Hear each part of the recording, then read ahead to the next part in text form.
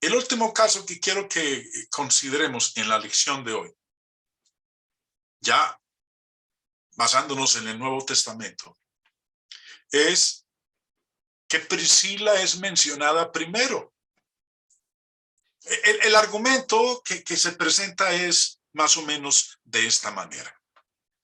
Dado que el nombre de Priscila, que es la mujer, se pone antes del nombre de Aquila, que es su esposo, especialmente cuando se encuentran en situaciones ministeriales, esto indica que ella era la líder en su equipo ministerial.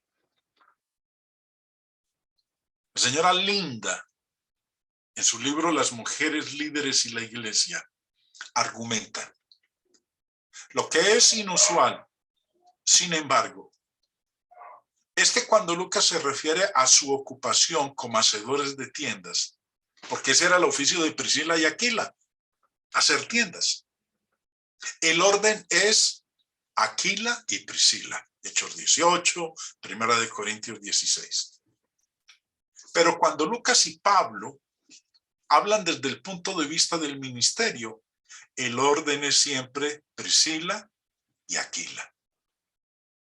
Esto sugeriría que de los dos era Priscila la del ministerio dominante y las habilidades de liderazgo. Tengamos esto presente. La señora Linda dice que en asuntos ministeriales el protagonista, el elemento dominante, la que llevaba el liderazgo era Priscila, por encima de su esposo Aquila. En lo que tiene que ver con el ministerio, con la enseñanza de la palabra de Dios. Pero que cuando se refería a sus actividades seculares, en este caso su oficio, hacer tiendas, el que se coloca de primero es Aquila. Bueno, es difícil saber lo que significa, si es que significa algo, el orden de los nombres, que primero se mencione a uno y luego al otro. La verdad es que hay mucha especulación sobre lo que podría significar el orden de los nombres Priscila y Aquila. Pero el argumento que presenta la señora Linda, de que cuando Lucas y Pablo hablan desde el punto de vista del ministerio, el orden es siempre Priscila y Aquila. Eso no es cierto.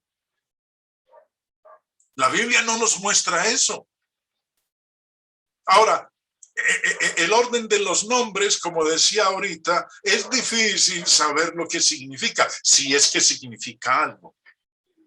Pero esta declaración de la señora Linda en su libro, de que cuando el apóstol Pablo y Lucas el evangelista tocan lo relativo al ministerio, a la enseñanza, a la predicación de la palabra de Dios, la que lleva el liderazgo es siempre Priscila por encima de su esposo.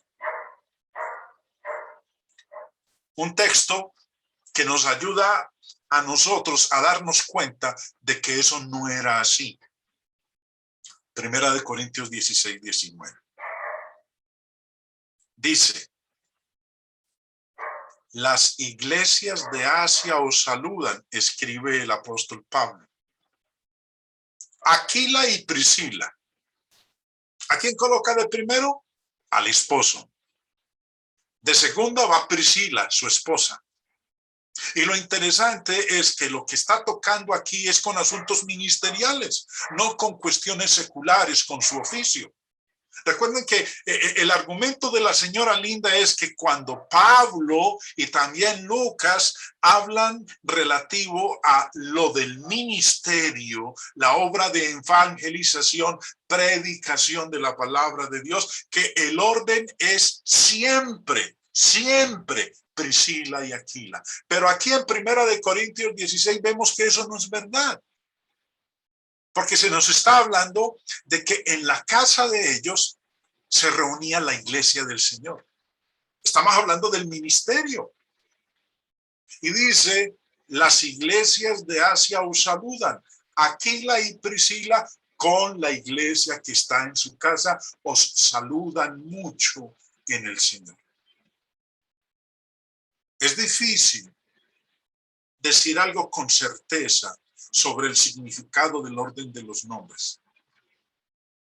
Pero lo que estos escritores y promotores del feminismo evangélico en el día de hoy afirman es decir más de lo que el texto puede probar. Primera de Corintios 16, verso 19, echa al piso el argumento y afirmación de la señora Linda con respecto al orden de los nombres. Aquí, en Primera de Corintios 16, el que va de primero es el hombre, de segundo va la mujer. Y tiene que ver con asuntos ministeriales. Porque la iglesia del Señor, como dice aquí el apóstol Pablo, se reunía en su casa. Bueno, hermanos, se me ha terminado el tiempo por el día de hoy. Espero que estos tres casos que hemos visto en el día de hoy nos